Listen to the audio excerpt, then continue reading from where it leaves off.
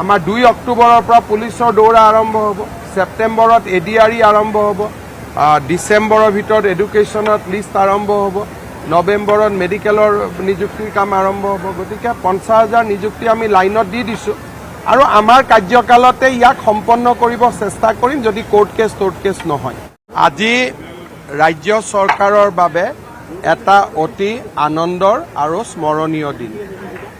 এই সময়ছোৱাত আমি 1,389টা নিযুক্তি আমি সম্পূৰ্ণ কৰিব পাৰিলোঁ আৰু ৰাজ্য চৰকাৰৰ 1 লাখ নিযুক্তিৰ যিটো প্ৰতিশ্ৰুতি আছিল তাক আমি গৌৰৱেৰে সৈতে পূৰ্ণ কৰিব পাৰিলোঁ।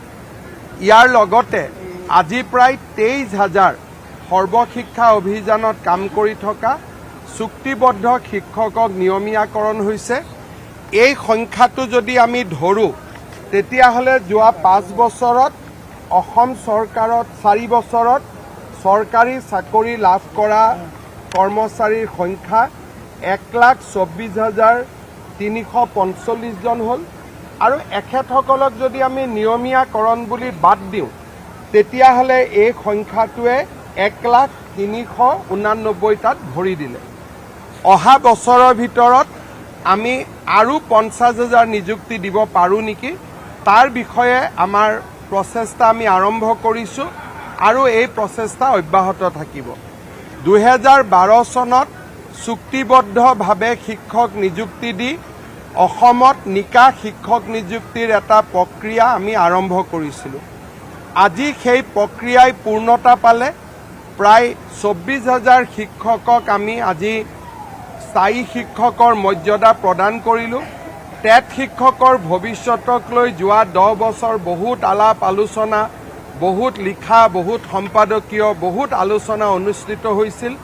আজি সকলো জল্পনা কল্পনাৰ আমি জৱনিকা পেলাই গোটেই শিক্ষকখিনিক নিযুক্তি কৰিলোঁ।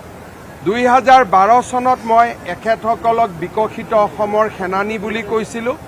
মোৰ আজিও মই বিশ্বাস কৰোঁ যে অসমৰ চৰকাৰী মাধ্যমত পঢ়া সেই নিষ্পেষিত পৰিয়ালবিলাকৰ শিশুসকলৰ কাৰণে আমাৰ টেট শিক্ষকসকল এক ডাঙৰ অনুপ্ৰেৰণা।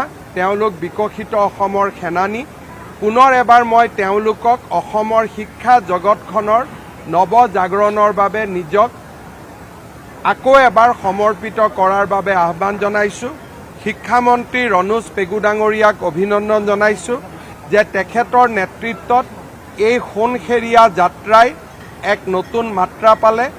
খুব কম দিনৰ ভিতৰতে নিযুক্তিৰ প্ৰক্ৰিয়া সমাপন কৰিব পৰা হ'ল। মই শিক্ষা বিভাগক আকৌ এবাৰ মোৰ অন্তৰৰ গভীৰতম কোণৰ পৰা ধন্যবাদ জনাইছোঁ। 12 বছৰ কাম কৰাৰ পিছত ধুবুৰী বা চাউথ চালমাৰাত কাম কৰা শিক্ষক শিক্ষয়িত্ৰীসকলেও নিজৰ ল'ৰা ছোৱালীক এখন বহল পৃথিৱীৰ সন্ধান দিব বিচাৰে।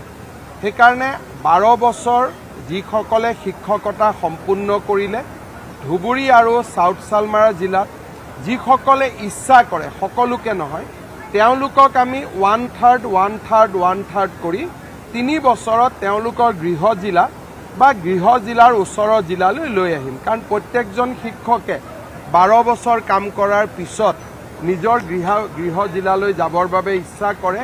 গতিকে তেওঁলোকৰ বহুদিনীয়া দাবী এটাৰ আমি সমাধান কৰিম।